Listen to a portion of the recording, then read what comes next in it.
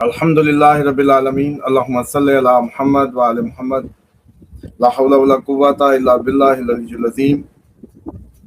دیکھیں ابھی 29 تک تو ہم نہیں کہہ سکتے کہ کوئی اس میں کوئی بہتری آئے، ہاں لیکن یہ ایکسپیکٹڈ ہے کہ 2 جون کے بعد سے کچھ سچویشن ایسی بن جائے جس میں کچھ ایک آپ لوگوں کو ایک ریسٹنگ پیریڈ ملے، وہی کیونکہ 2 جون کے بعد سے جب جوپیٹر کینسر میں آئے گا تو ایسا لگتا ہے کہ اس خطے پہ، اس ایریے پہ کرم اور فضل، اور وہ کرم اور فضل جو ویسے تو آپ لوگوں کو تو کیا کہتے ہیں خاص نہیں آئے گا، لیکن وہ ہوگا، آپ لوگ اس میں گھروں میں ٹک سکتے ہیں، اس طرح کی صورتحال آئے گی، برکت کرم۔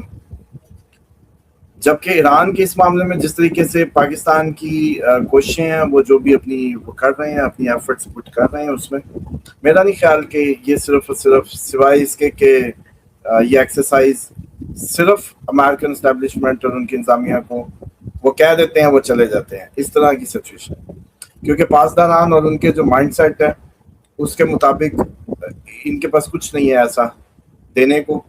امریکہ کسی نہ کسی طریقے اپنی بات منوانا چاہتا ہے اور ایران وہ کبھی نہیں مانے گا، ورنہ یہ جنگ اس لیول پہ کبھی جاتی نہ۔ اس نے کئی دفعہ جھٹکے لیے ہیں، آپ لوگ اس کی گہرائی کو سمجھیے کہ یہ پہلے بھی اٹیک ہوا تھا، پھر لیبارٹریز تباہ کر دی تھی، 5 سال ایران پیچھے چلا گیا تھا۔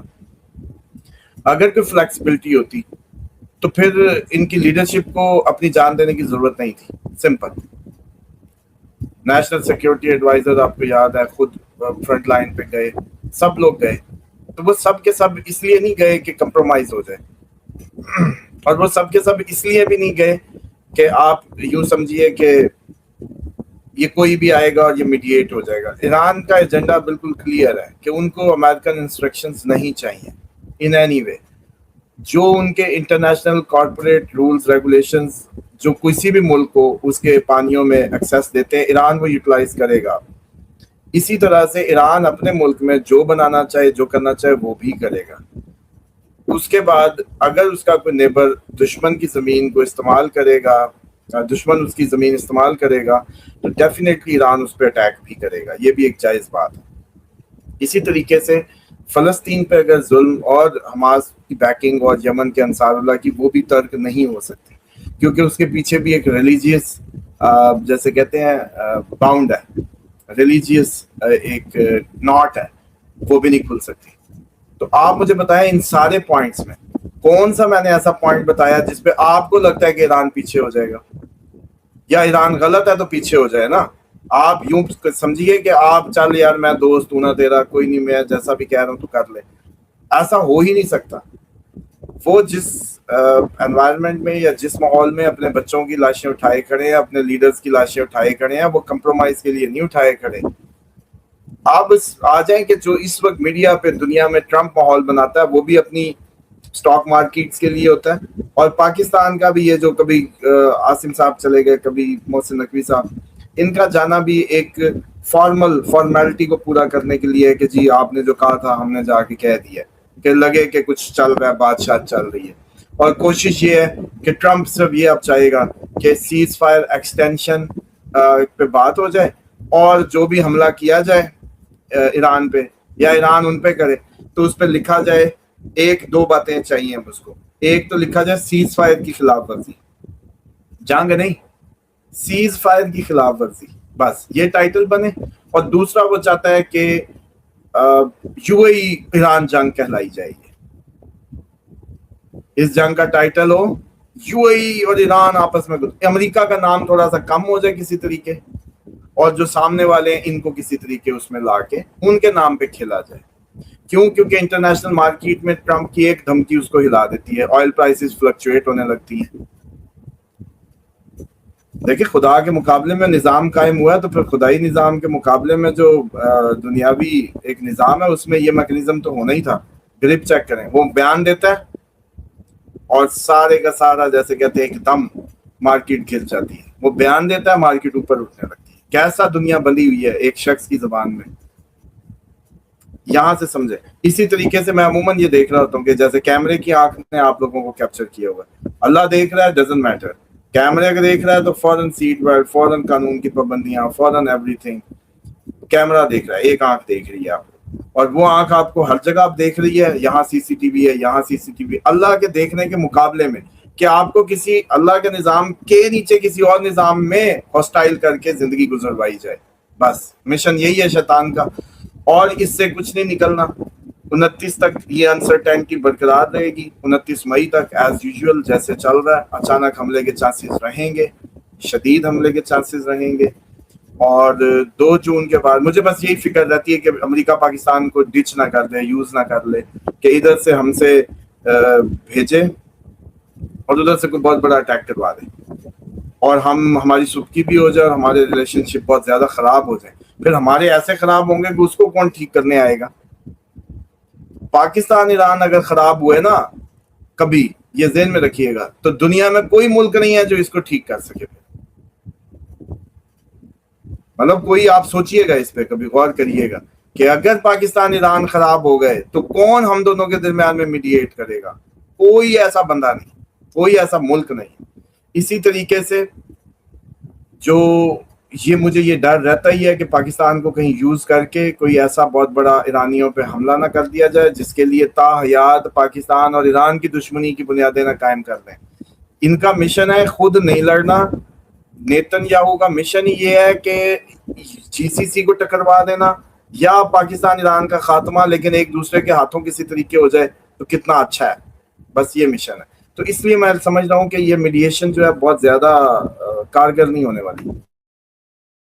اسامہ صاحب, یہ پاکستان کا نا معذرت تھوڑا سا نا تاریخ کا دھارا ٹھیک کر لیں, آپ ذرا گائیڈ بھی کر دیں کہ پاکستان نے ہمیشہ ایران کو اپنا برادر ملک سمجھا ہے, ہمیشہ سمجھا ہے. لیکن چابہار بندرگاہ کس کے ہاتھوں استعمال ہوئی؟ کہاں سے جاسوس پاکستان میں آئے؟ کہاں سے انرسٹ پاکستان میں امپورٹ ہوا؟ سر یہ اٹ واز ایران. یہ تھوڑا سا کلیئر کریں.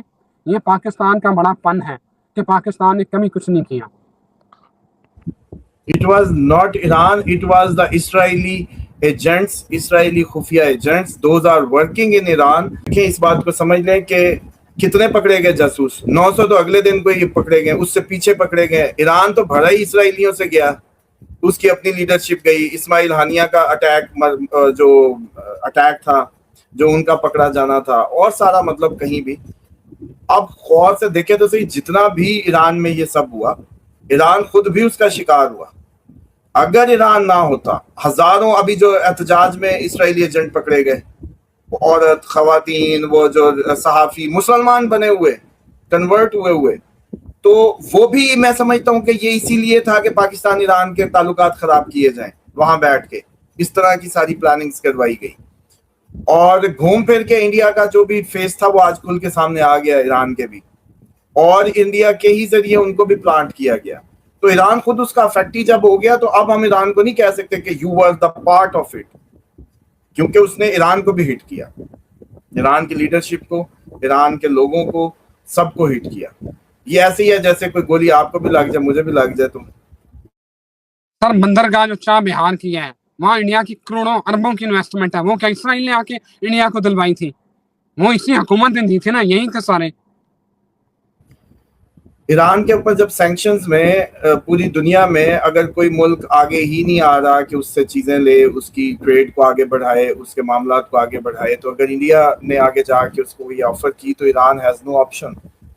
ایران کے پاس آپشن ہی نہیں تھی. آج چائنا آگے بڑھا تو وہ اس کو کر رہا ہے, جو بھی اس کو اس کی بارٹر ٹریڈ کے تحت ڈالر کو جیسے کہتے ہیں سائڈ پہ کر کے, کوئی بھی آپ ہو ہم ہو, اب ہمیں ڈالر نہ ملے, ہمیں دیکھیں جو بھی کرے گا بزنس پاکستان کی پروڈکٹس لینا چاہے گا ہم اس کو دیں گے, ہم گوادر بھی دیں گے, ہم ڈڈو کھانوں کو دے سکتے ہیں, گوادر کون سی بات ہے.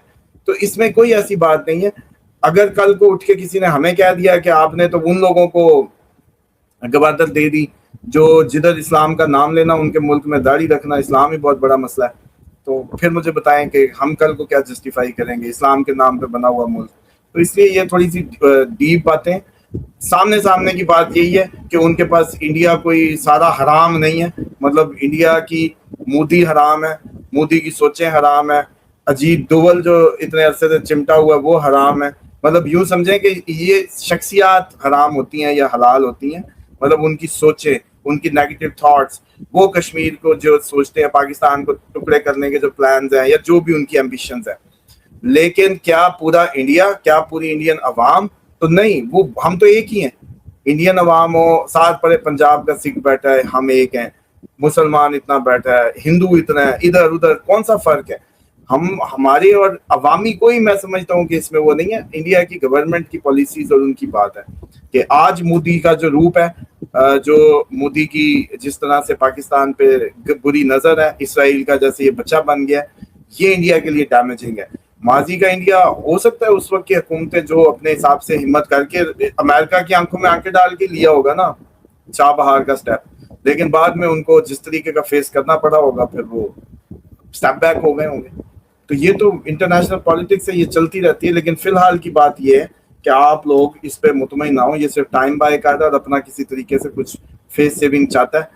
اور زیادہ تر مجھے یہی لگتا ہے کہ ورنہ پھر لاک ڈاؤن کا بہانہ بنا کے کچھ اس طریقے سے آگے کچھ سکون کے دن ہو سکتے ہیں, اس کے چانسز بہت زیادہ موجود ہیں, لیکن ہوں گے کوئی جون کے مڈ کے بعد کے.